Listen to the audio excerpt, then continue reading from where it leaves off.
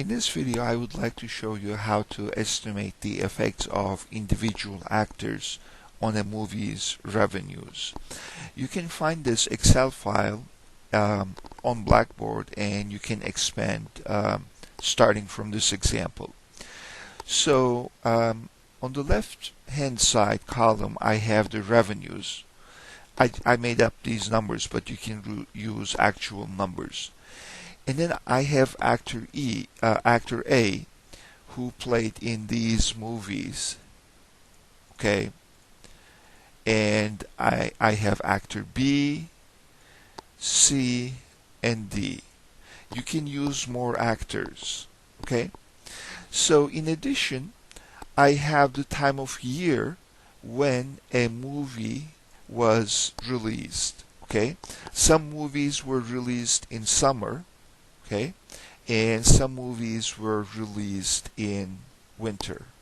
Okay, so what I'm going to do is I'm going to use revenue as my dependent Y variable, and actors and time of year are going to be my X, or explanatory or independent variables.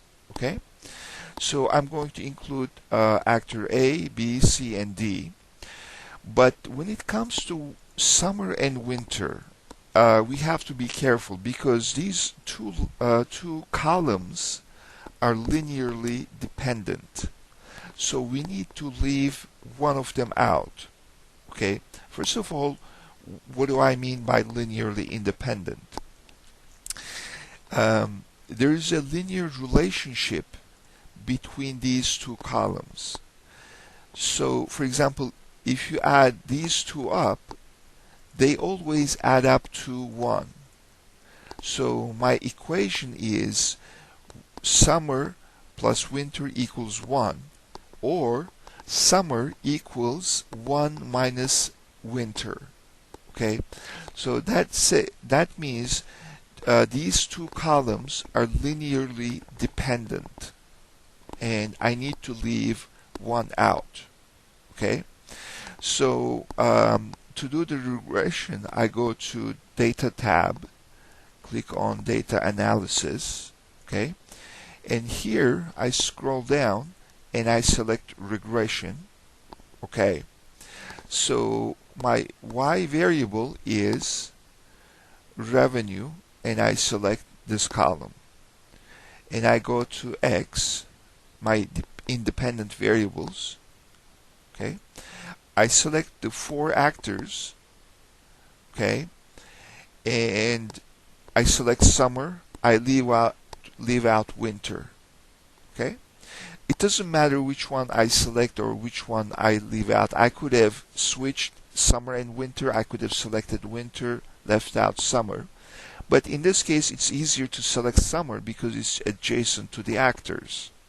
Okay, as long as I leave out one linearly dependent column, it's fine. I click labels because I also selected labels. I want an output range.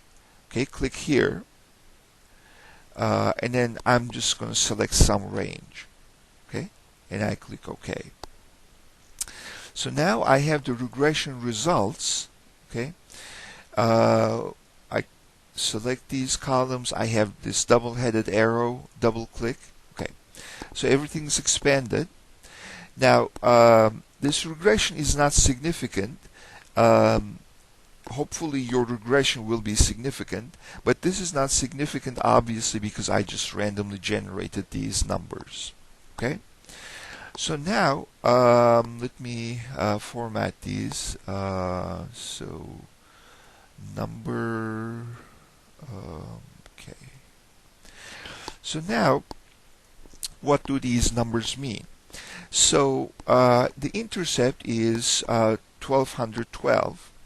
So that's the average revenue of a movie where I have none of these actors and it's not in the summer. Okay, so if I have none of these actors in the movie and it's in winter, this is your expected average revenue. If the movie is in summer and none of these actors are in it, okay, my expected revenue will be this plus the difference for the summer. Okay. Now, if the movie is in winter, I can disregard this, and I have only actor A, then my expected revenue for the movie will be the intercept plus this actor who is in the movie, and I disregard these three actors who are not in the movie, and I disregard summer because it's released in the winter. Okay? So don't worry about significance levels we're forecasting. So significance levels are not important at this stage. Okay? So this is basically how you determine the contribution of each actor plus some other explanatory variables. I hope this helps. Let me know if you have any questions.